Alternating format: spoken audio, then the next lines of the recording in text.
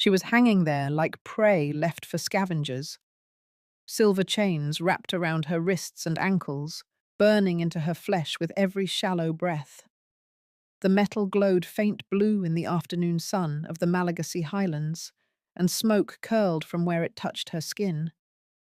Her dress was torn at the shoulder, her face streaked with dirt, sweat, and something that looked too much like surrender. Farah Andrianina was barely 22, and she no longer had the strength to scream. Only a dry whimper escaped her cracked lips every time the silver tightened against her bones. She had been left in the middle of the pack square, left to burn, left to break. A warning for anyone who dared to cross Alpha King Hairy Razafi. The wooden frame creaked with each gust of wind, mocking her weight. Her toes hovered above the ground. Every second felt like the next might be her last. She had known she would be punished for stealing from the Alpha King. She just never imagined punishment would look like this. She thought she would be detained in the Omega House, not displayed like a trophy while silver ate through her skin. Then came footsteps, slow, uncertain, approaching from the edge of the square where exiles weren't supposed to tread. Rakoto Lovasoa appeared from behind the pack house with the careful gait of a man who knew he wasn't welcome. 3 years of exile had weathered his face, carved lines around his eyes that hadn't been there before. He was in his mid-40s now, a warrior past his prime, but not yet broken. He had returned to the territory to collect the last of his belongings before leaving the highlands forever. He never expected to find this. His wolf snarled inside his chest the moment he saw her, not with aggression but with rage at what was being done. Silver. They had used silver on one of their own, on an Omega, no less. Rakoto crossed the square in 4 long strides. Farah lifted her head with what little strength remained. She thought he was here to finish what the Alpha King started. Her voice trembled like something already half dead. Don't do this," she whispered. Rakoto froze, not because of the words, but because of the way she said them, as if she had already accepted that mercy didn't exist for someone like her. He reached for the chains. She flinched. He didn't stop. His hands moved quickly, examining every link, every burn, every place where silver had blistered her skin. The metal hissed as he touched it, and he gritted his teeth against the sting. Even through his thicker warrior skin, silver hurt. And in that moment, Rakoto Lovasoa knew one thing with absolute clarity. Whatever crime this girl had committed, nothing could justify this. He pulled an iron blade from his belt. Iron didn't conduct silver's poison the way steel did. The square was silent except for the wind. The afternoon sun burned hotter, and Farah Andrianina hung between life and death, while an exiled warrior made a choice that would change both their lives forever. The blade flashed once. Then Rakoto cut the chains. Farah dropped like a stone. He caught her halfway, her weight slamming into his chest. She gasped, air tearing into her lungs like fire. Her legs wouldn't hold her, wouldn't even try. If he had come 5 minutes later, her wolf would have given up entirely. Rakoto slid an arm behind her back, another under her knees. She was light, too light for a wolf her age. He lifted her like he would an injured cub and carried her away from that cursed frame. He set her down in the shade of the pack house's eastern wall, gave her water in slow sips, and waited until her eyes could focus before he even thought about moving her again.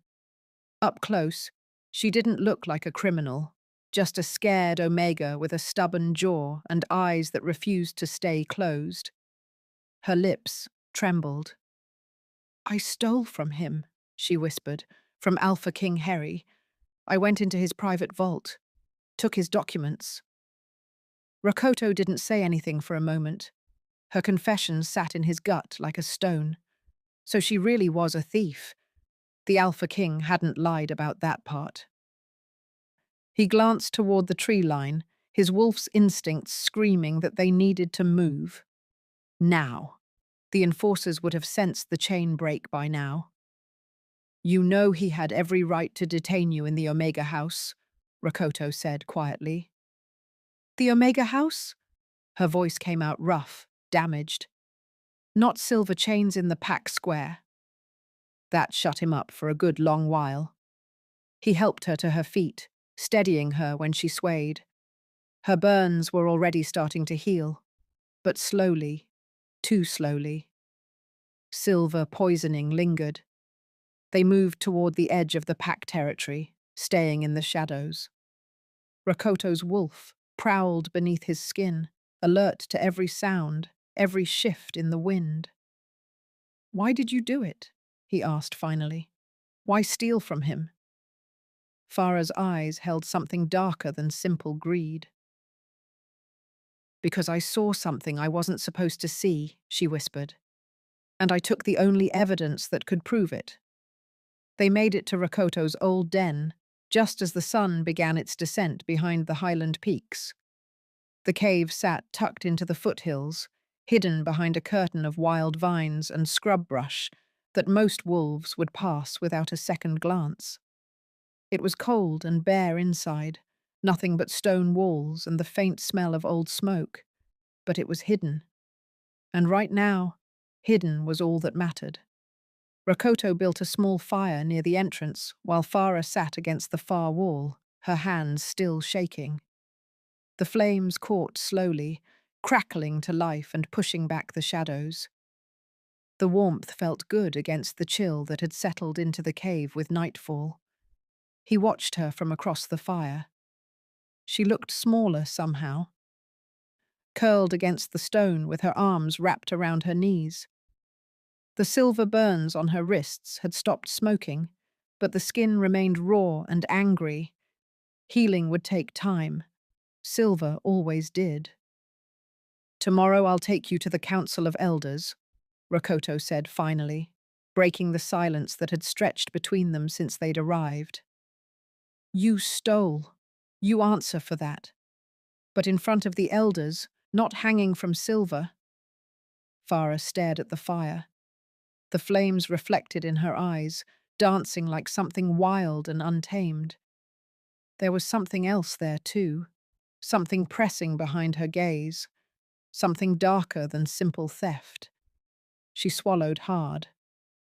Rakoto, she said quietly, her voice barely more than a whisper.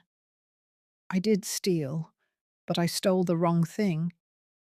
And I saw what he did to the wolf it belonged to.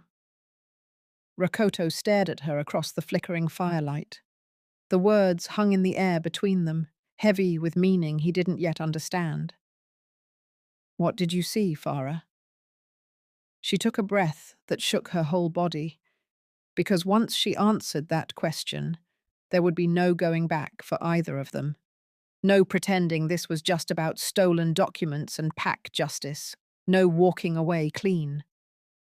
I was cleaning the pack house late, she began, her words coming slow and careful, like each one cost her something to speak. It was past midnight. Alpha King Harry thought I had gone home hours before. Most nights I did. But that night, I'd stayed to finish the upper floors. The private quarters. Rakoto's wolf went very still inside him. I heard someone arrive, Farah continued.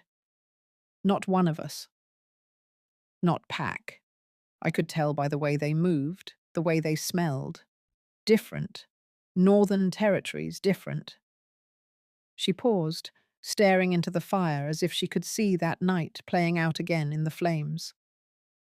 He wore the emissary seal, she said. The silver crescent that marks the Northern clan representatives. His name was Toki. I heard Alpha King Harry say it when he welcomed him into his private study. The fire cracked, sending sparks spiraling up toward the cave ceiling. I should have left then, Farah whispered. Should have slipped out the servants' entrance and gone home. But I was finishing the hallway outside the study, and I didn't want them to hear me leave. Didn't want to interrupt whatever diplomatic business they were conducting. So I stayed quiet. Stayed still. Waited for them to finish so I could slip away unnoticed. Rakoto leaned forward slightly, his attention locked on every word. They argued, Farah said. Not at first. At first it was formal, polite, the kind of talk alphas use when they're dancing around something important. But then emissary Toki opened his satchel and pulled out ledgers, old ones, records going back years. Her hands tightened around her knees. He started reading numbers, she continued. Tribute amounts that were supposed to reach the northern clans, payments for trade agreements, compensation for border disputes. All of it documented, all of it official, and then he started reading different numbers, the amounts that actually arrived. Rakoto felt something cold beginning to settle in his chest. They didn't match, Farah said quietly. Not even close. Toki had proof that Alpha King Heri had been keeping the tributes for himself, embezzling from our allies. For years, maybe decades. The fire cast dancing shadows across her face, making her look even younger than her 22 years. Alpha King Heri tried to deny it at first, she said. Said there must be some mistake in the Northern clan's accounting. Said Toki was misinterpreting the records. But Toki wasn't backing down. He had the proof right there in his hands. Documents with Alpha King Heri's own seal on them. Payment receipts that didn't match the delivery confirmations. Farah's voice dropped even lower. That's when I heard it, she whispered. The sound of bones breaking, not breaking naturally, breaking wrong, breaking the way they do when a wolf forces a shift in anger. Rakoto's jaw tightened. Then came the sound of flesh tearing, Farah continued, her words coming faster now, like she needed to get them out before she lost her nerve. The wet sound of claws sliding through skin, and emissary Toki made this noise. Not a scream, just this choked, surprised sound, like he couldn't believe what was happening. She closed her eyes. I was frozen, she said. Completely frozen. I couldn't move, couldn't breathe, couldn't think. I just stood there in the hallway with my cleaning supplies, listening to a wolf die on the other side of that door. The fire crackled again. Neither of them moved. After a while, the sounds stopped, Farah said. I heard dragging, heavy, like something being pulled across the floor. Then Alpha King Heri's voice, but different, rougher, still half-shifted. He was talking to himself, planning. I heard every word. She opened her eyes and looked directly at Rakoto. He wrapped the body in canvas, she said. I heard the fabric rustling, heard him grunting with the effort of moving dead weight. Then he left through the study's private exit, the one that leads directly to the vehicle bay. I heard an engine start, heard him drive away. Rakoto found his voice, though it came out rougher than he intended. Where did he take the body? I followed him, Farah said simply. Not immediately. I waited until he was gone, until I was sure he wasn't coming back. Then I went to the window, watched his taillights disappear down the southern road, the one that leads to the sacred grove. Rakoto's blood went cold. The sacred grove, the ancient burial ground where their ancestors rested, where the oldest baobab in the territories stood, its roots reaching deep into holy ground. He buried emissary Toki beneath the old baobab, Farah said. I know because I tracked his scent the next day, found the disturbed earth, found traces of canvas and blood mixed into the soil. He desecrated the sacred grove to hide a murder. The weight of her words settled over them like a physical thing. Rakoto stared at her, his mind racing through the implications. Murdering a diplomatic emissary wasn't just a crime, it was an act of war.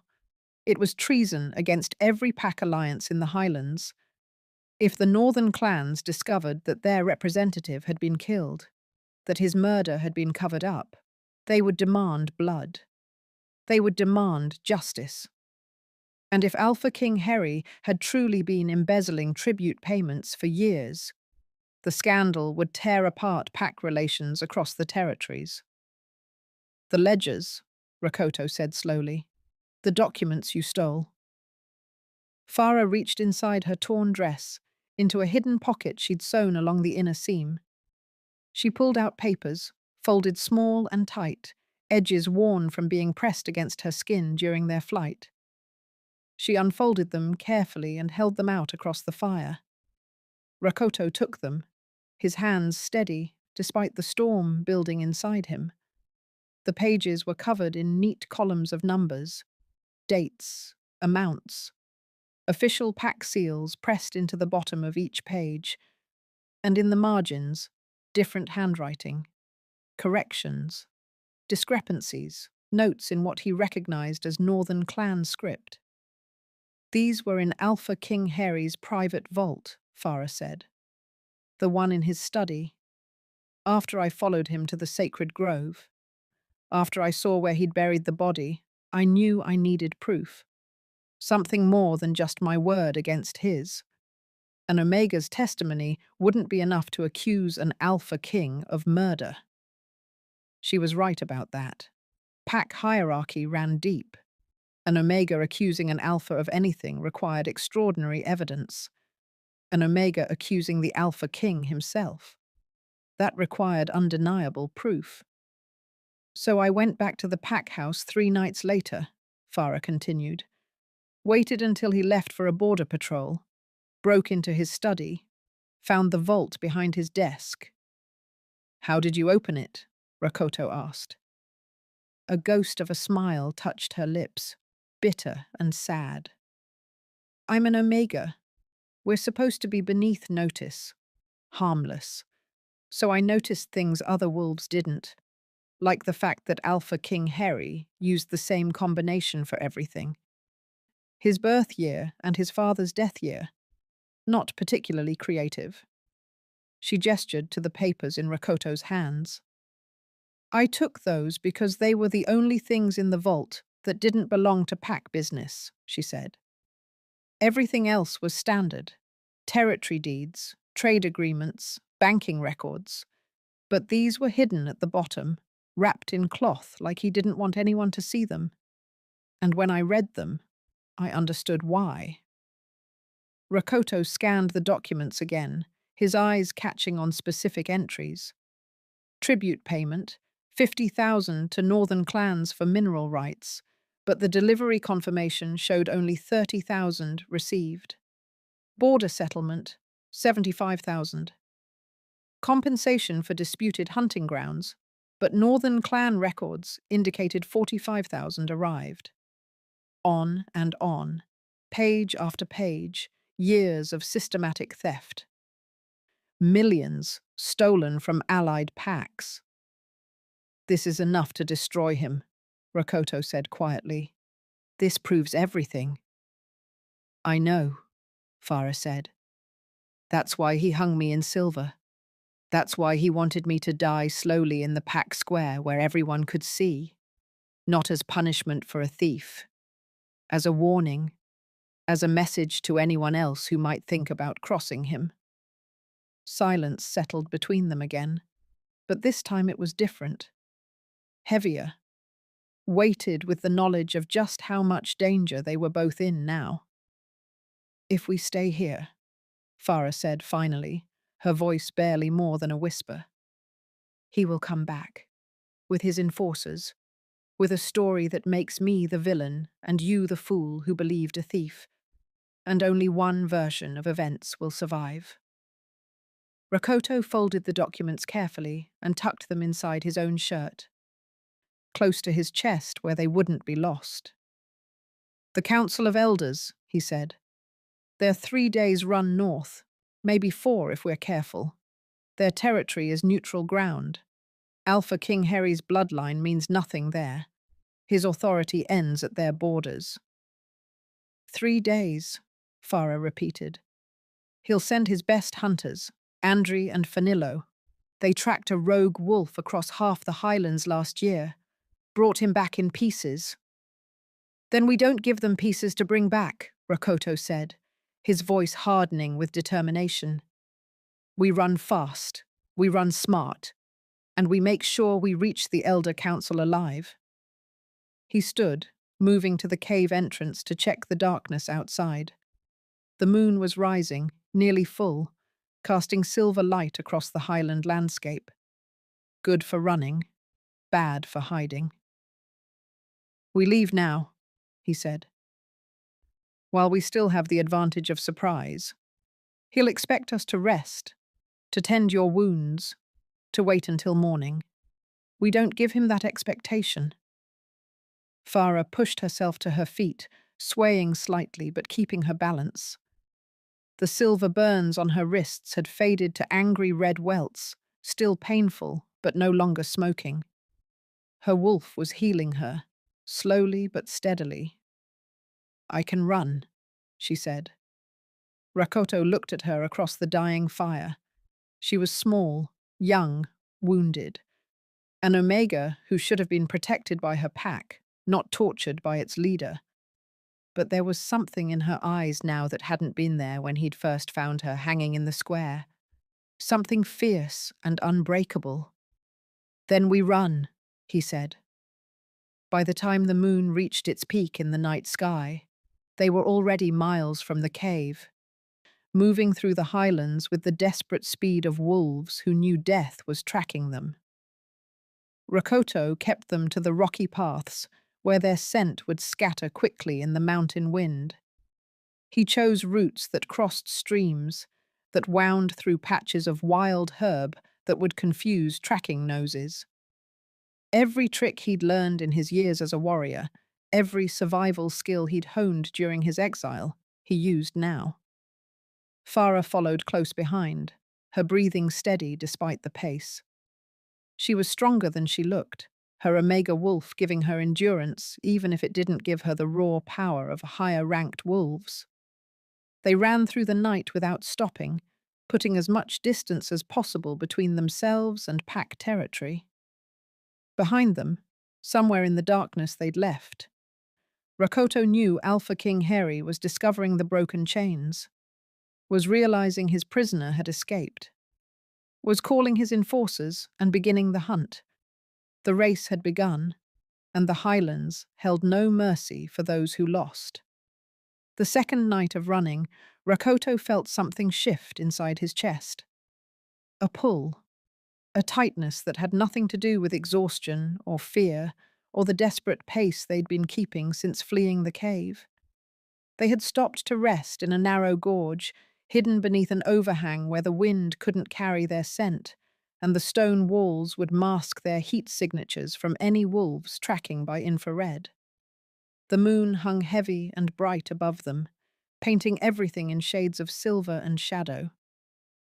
Farah sat with her knees pulled to her chest, shivering despite the natural heat that ran through every wolf's veins. The highland nights were cold this time of year, and they'd been running without proper rest for nearly 48 hours. Rakoto pulled off his jacket without thinking about it, the movement automatic, driven by something deeper than conscious thought. He held it out to her. "You'll freeze," Farah said, but her voice was weak, her body already swaying toward the offered warmth.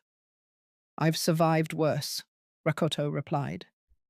She took the jacket with trembling fingers, and when their hands brushed, skin against skin for just a fraction of a second, the pull in Rakoto's chest intensified so suddenly it nearly staggered him. His wolf surged forward, not with aggression or dominance, but with recognition. Pure, undeniable recognition. Mate. The word echoed through every fiber of his being, primal and absolute. His wolf knew, had known, perhaps, from the moment he'd cut her down from those silver chains. But now, with exhaustion stripping away the barriers of conscious control, with death tracking them through the highlands and nothing left to lose, the truth crashed over him like a wave. Farah Andrianina was his mate. Rakoto jerked his hand back as if the touch had burned him worse than silver. No, not now. Not her. Not in the middle of running for their lives from the most powerful alpha in the territories. But his wolf didn't care about timing, didn't care about circumstances or danger, or the fact that acknowledging a mate bond in the middle of a death chase was possibly the worst idea in the history of terrible ideas. It knew what it knew. And what it knew was that this young Omega wolf, this thief who'd witnessed a murder and stolen evidence to prove it, this stubborn soul who refused to break even under silver torture, belonged to him, and he belonged to her. Farah was staring at him, her eyes wide in the moonlight. She'd felt it too, the recognition, the pull, the undeniable truth that something fundamental had just shifted between them. "Rakoto," she whispered, his name coming out rough and uncertain. "Don't," he said quickly, more harshly than he'd intended. "We can't. Not now. We have to focus on staying alive." She nodded slowly, but something had changed. Something that couldn't be unchanged, no matter how much either of them might want to pretend otherwise. The mate bond didn't ask permission. It didn't wait for convenient moments or safe circumstances. It simply was. Farah pulled his jacket tighter around her shoulders, and Rakoto forced himself to look away, to focus on the darkness beyond their hiding place, to listen for any sounds of pursuit in the night. But even as he kept watch, even as he planned their next move and calculated distances and tried to think of anything except the Omega sitting 3 feet away from him, his wolf prowled beneath his skin with a new intensity, protecting its mate. The third night, exhaustion was beginning to take its toll.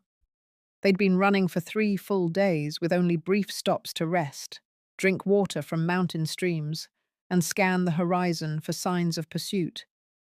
Farah's silver burns had healed completely now, her wolf's regeneration finally overcoming the poison's lingering effects. But healing took energy, and energy required rest they couldn't afford to take. Rakoto could feel her flagging, her steps becoming less certain, her breathing more labored.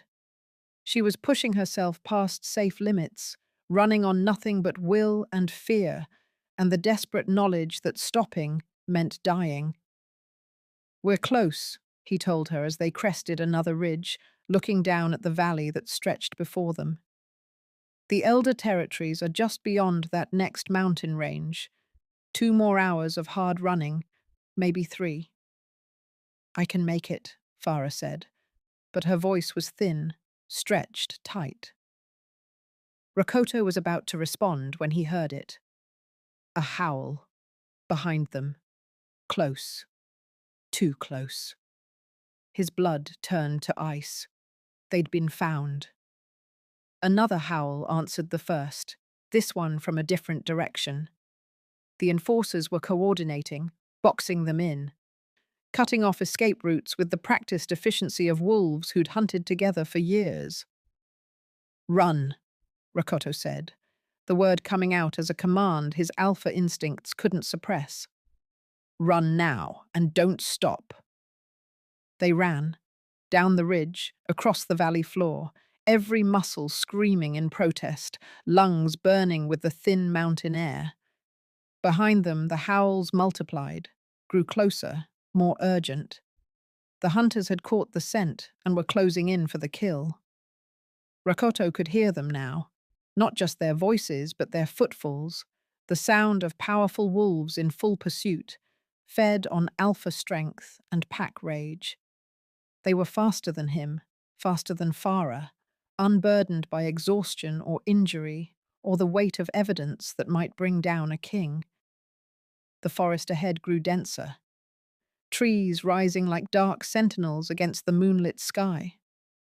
Rakoto grabbed Farah's hand and pulled her into the shadows, weaving between trunks, leaping over fallen logs, taking every shortcut and hidden path his warrior training had taught him to recognize. But it wasn't enough. A massive grey wolf burst from the undergrowth to their left, jaws snapping, eyes glowing gold with alpha command. Andri, Alpha King Harry's lead enforcer, famous for never losing a hunt. Rakoto shoved Farah forward and spun to face the attack, his own wolf surging up inside him, ready to shift, ready to fight, ready to die if that's what it took to buy her a few more seconds of escape. But before the collision could happen, before teeth could find flesh, light chains blazed ahead of them. Not moonlight, torchlight. Dozens of them, burning in a perimeter that stretched across the forest floor like a line of fire. The elder territories, the boundary markers, neutral ground, sacred ground. Rakoto grabbed Farah's hand again and ran toward the light with everything he had left. Behind them, Andri's snarl turned into a roar of frustration, but the enforcer didn't follow. Couldn't follow. Pack law forbade crossing into elder territory without permission, and even Alpha King Harry's personal hunters weren't suicidal enough to break that law. They burst through the tree line and into the torchlit clearing, their momentum carrying them several feet past the boundary before they both collapsed, bodies giving out completely, lungs heaving, hearts hammering like they might explode. An elder stood at the boundary line, ancient and serene, her silver hair glowing in the torchlight. She leaned on a gnarled staff carved from baobab wood, her eyes sharp and knowing as they took in the scene before her. "Stop," she said, her voice carrying absolute authority despite its quiet tone. "All of you." And everyone stopped. Rakoto and Farah lay gasping just inside the elder boundary, too exhausted to stand. Behind them, at the forest edge, two massive wolves prowled back and forth, unable to cross. Andri and Fanillo, their eyes burning with frustrated rage, their bodies vibrating with the need to complete their hunt. Then came the sound of measured footsteps. Alpha King Harry Razafi emerged from the darkness between the trees, and the temperature in the clearing seemed to drop 10 degrees. He was in human form, but barely. His eyes glowed gold, brighter than his enforcers, brighter than should have been possible without a full shift. His presence pressed down on every wolf in the clearing like a physical weight, demanding submission, demanding obedience, demanding absolute recognition of his authority. He was power incarnate, bloodline made flesh, the direct descendant of the Alpha who'd united the Highland packs 3 generations ago. And he knew it. "Elder Tahina," Alpha King Harry said, his voice smooth as silk and cold as mountain ice. "Forgive this intrusion into your territories. I've come for my thief." He gestured toward Farah without looking at her. "And the exile who stole her from lawful punishment." Elder Tahina planted her staff more firmly in the ground, the sound of wood striking earth, carrying like a drumbeat. "You've come to neutral ground with blood in your eyes and hunters at your back. Harry Razafi, speak your accusation." "That girl," Alpha King Harry said, pointing at Farah now, his finger steady and damning, "stole from me, broke into my private vault, took documents that belong to pack leadership. She is a criminal who must answer for her crimes." "And him?" Tahina asked, nodding toward Rakoto. "He cut her down from lawful punishment," Alpha King Harry replied. "Broke silver chains that were placed by my direct order. Fled with a known thief into the Highlands. Harbored her. protected her. He is complicit in her crimes and must face pack justice. They both belong in my custody, Alpha King Harry concluded, his voice carrying the weight of absolute certainty. Return them to me, and this matter ends peacefully. Rakoto forced himself to his feet, every muscle screaming in protest. His legs shook, his vision swam. But he stood. And when he stood, he pulled something from inside his shirt. With hands that somehow remained steady, despite the exhaustion, despite the fear, despite the overwhelming presence of alpha power pressing down on him from across the clearing. He held up the folded documents, pages worn from being pressed against his chest during 3 days of desperate flight. Then he threw them at Elder Tahina's feet. The papers landed in the dirt between them, unfolding slightly, columns of numbers visible even in the flickering torchlight. Those belong to emissary Toki of the northern clans, Rakoto said, his voice rough but clear, carrying across the clearing with the force of truth. He brought them to Alpha King Harry's private study 4 weeks ago. He never left that study alive. Lies, Alpha King Harry snarled, but something flickered in his eyes, something that might have been fear. Elder Tahina bent slowly, her ancient joints creaking, and picked up the documents. Her eyes scanned them quickly, decades of council experience allowing her to pass their meaning in seconds. Her expression hardened into something that looked like stone. These show discrepancies, she said quietly. Tribute payments that never reached their destinations, money that disappeared between pack territories. Fabricated, Alpha King Harry said quickly. Forged by a desperate thief trying to save her own skin. You can't seriously believe. Then explain where Emissary Toki is, Rakoto interrupted, his voice cutting through the Alpha King's denial like a blade. Explain why a Northern Clan representative arrived in your territory 4 weeks ago and never made it home. Explain why his clan has sent 3 messengers asking about his whereabouts, and you've told them all he left safely. Alpha King Harry's jaw tightened, his eyes blazing brighter. He did leave. Whatever happened to him after he departed my territories is not my concern. And then Farah's voice cut through the night, small but steady, carrying a weight that made every wolf in the clearing turn to look at her. He's buried in the sacred grove, she said, beneath the old baobab. I watched you kill him. The clearing went absolutely silent. Even the wind seemed to stop. An Omega, speaking against an Alpha King. The hierarchy violation was so severe that several of the watching wolves actually flinched. Alpha King Harry's power crashed over Farah like a tidal wave. Pack law, Alpha command. The biological imperative that lived in every wolf's blood. The instinct that demanded lower ranks submit to higher authority. It pressed down on her with crushing force, trying to drive her to her knees, trying to force her eyes down, trying to make her throat bare in submission and silence. But Farah Andrianina had spent 3 days in silver chains, had stolen evidence of corruption, had run for her life through the highlands with death at her heels, had discovered her mate while fleeing a murder charge. She was done being silent. She lifted her chin and met the Alpha King's eyes directly, and when she spoke, her voice didn't waver.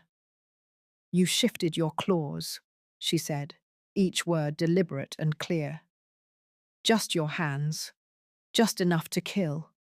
You tore Emissary Toki's throat. I heard the bones break. I heard him die. Then you wrapped his body in canvas and drove him to the sacred grove.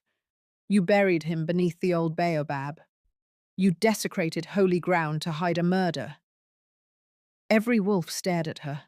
An Omega, defying Alpha command. An Omega, accusing the highest authority in the pack territories of diplomatic murder. An Omega, breaking every rule of hierarchy that had governed their kind for generations. And she wasn't backing down. Elder Tahina looked at Alpha King Heri, her ancient eyes missing nothing. Is there a body in the sacred grove, Alpha King? She's a thief and a liar, Heri began, but Tahina cut him off with a single sharp gesture of her staff. Is there a body in the sacred grove? The silence stretched so long it became painful. Finally, Alpha King Heri dipped his head slightly. A gesture that might have been agreement or might have been nothing at all. Search if you wish, he said, his voice carefully controlled now, the rage banked behind cold calculation. You'll find nothing but old graves and older trees. We will search, Tahina said. And while we search, everyone stays here, under council protection, under council law. No one touches these wolves without my permission. She looked at Rakoto and Farah, then at Alpha King Heri, then at the enforcers still prowling at the boundary line. No one, she repeated, and this time there was steel in her voice that made even an Alpha King pause. It took the council warriors 2 days to reach the sacred grove and return. 2 days of waiting under elder protection while Alpha King Heri paced the boundary like a caged predator, and Rakoto and Farah stayed close to the council complex, neither daring to sleep deeply, neither daring to let their guard down completely. The mate bond thrummed between them constantly now, impossible to ignore, growing stronger with each hour they spent in close proximity. Rakoto found himself watching Farah, even when he should have been watching for danger. Found himself moving closer to her whenever other wolves approached. Found his wolf prowling beneath his skin with protective intensity that bordered on possessive.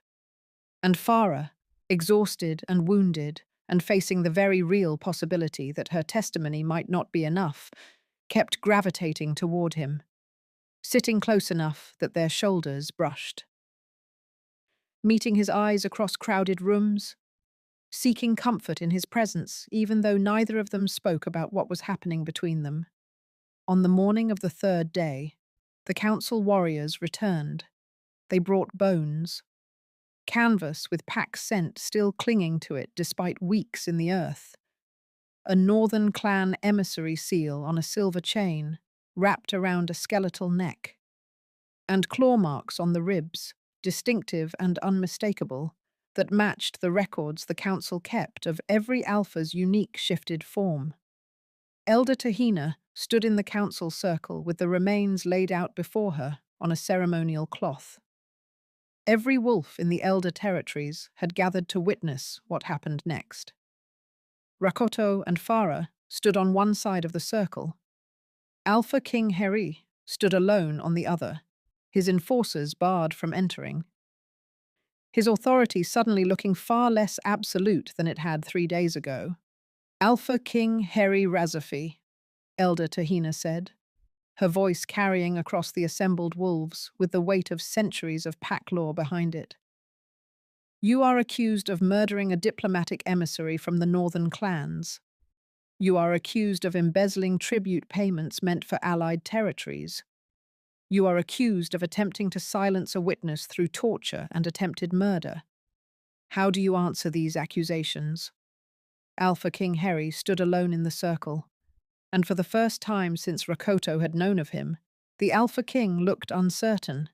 His enforcers had been turned away. His pack waited outside the elder boundaries, unable to help. His bloodline and authority meant nothing here. I answer, Heri said slowly, that I am Alpha King. My authority comes from generations of leadership. My decisions are for the good of the pack. If that girl claims, your authority, Elder Tahina interrupted, her voice sharp enough to cut, comes from the council. We grant it. We maintain it. And when necessary, we reclaim it. She gestured to the bones laid out before them. The evidence is clear, she continued. The claw marks match your shifted form exactly. The canvas carries your pack scent. The location of burial in the sacred grove matches the testimony provided. And these documents, she held up the ledgers Farah had stolen, show years of systematic embezzlement from allied packs. She turned to face the assembled wolves. By council law, by the authority vested in us by the oldest packs of these highlands, we strip Heri Razafi of his title. He is no longer Alpha King. He is no longer pack leader. He is exiled from all pack territories, effective immediately. Any wolf who harbors him, who aids him, who gives him shelter or succor, will be named accomplice to his crimes and judged accordingly. For a long moment, it looked like Alpha King Heri might challenge the ruling. His eyes blazed gold, his body tensed like he might shift, might fight, might try to take by force what had just been taken by law.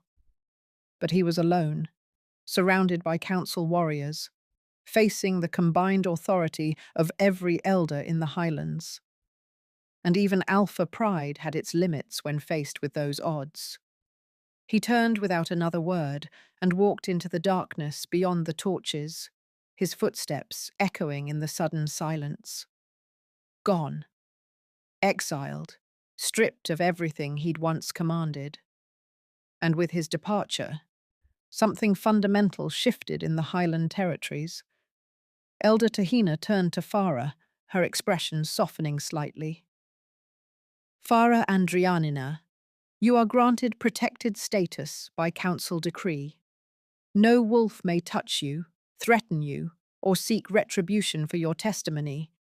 You will be provided sanctuary in elder territories for as long as you wish it. Then she looked at Rakoto. Rakoto Lovasoa, your exile is lifted. You are offered a position as council guardian, if you choose to accept it. Your actions in protecting a witness and bringing evidence to light have earned you honor. Rakoto nodded, but didn't speak. Couldn't speak.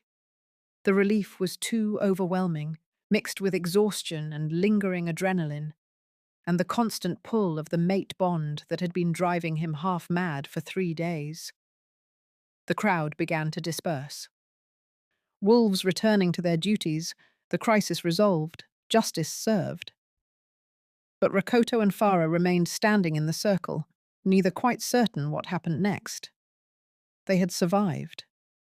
Against all odds, against an Alpha King's wrath, against 3 days of desperate flight through the highlands, they had survived. And now they had to figure out what came after survival. Later, when the torches had burned low and most of the elder complex had settled into sleep, Rakoto found Farah standing on the stone terrace that overlooked the highland valleys. The moon was setting, painting everything in shades of silver and shadow, and the wind carried the scent of wild herbs and distant rain. He approached slowly, unsure if he was welcome, unsure of everything except the mate bond pulling at his chest, like a rope tied directly to his heart. Farah turned when she heard his footsteps. She looked different now, cleaned and rested, wearing clothes that actually fit instead of a torn dress and his oversized jacket. But her eyes still held that stubborn fire, that refusal to break that had carried her through silver chains and death chases and testimony against the most powerful wolf in the territories. You felt it too, she said quietly, not a question but a statement of fact. During the chase, Rakoto nodded, moving to stand beside her at the terrace wall. The mate bond. What do we do about it? She asked, her voice small and uncertain, in a way it hadn't been when she'd faced down an Alpha King. He was silent for a long moment, looking out at the endless stretch of highlands bathed in moonlight.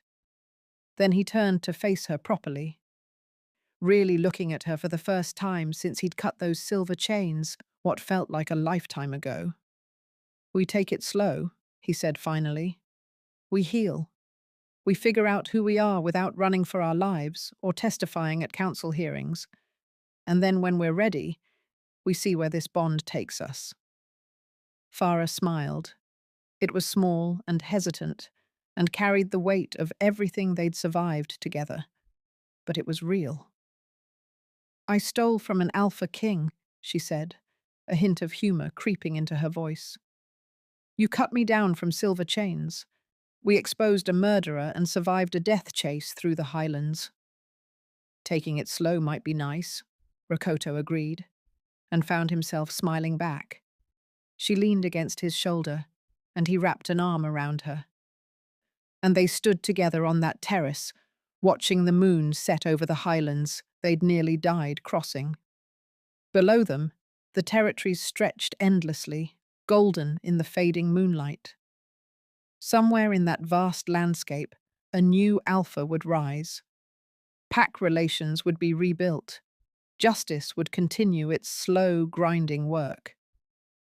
But for now, two unlikely wolves stood together in the quiet after the storm, beginning something neither had expected to find. Sometimes justice only happens because one person refuses to look away from another's suffering. Sometimes the ones everyone calls criminals are the only ones brave enough to tell the truth. And sometimes an exiled warrior and a young Amiga find each other in the middle of chaos and discover they were meant to survive it together all along.